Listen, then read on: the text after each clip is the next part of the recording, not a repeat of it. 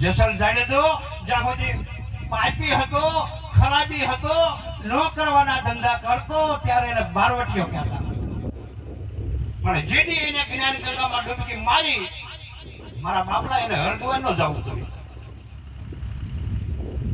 પણ ઘરે બેઠા જગતને ખબર પડી જાય કે જોજો હવે આ જેસલને કોઈ બારવટીયો ન કહેતા, કે તો જેસલ પીર કહેજો. ન કરવાના ધંધા કર્યા હોય, એટલા કુકર્મ કર્યા હોય, નકર એવાના દેહ પડે ને મારા બાપલા 600 મહિના ખાટલામાં રીંગવું પડે.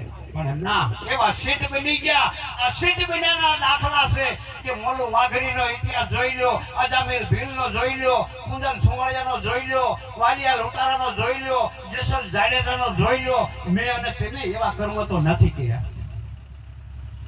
તો એવાને જો મુક્તિ મળી હોય અને એવાને જો એક શાન સમજાણી હોય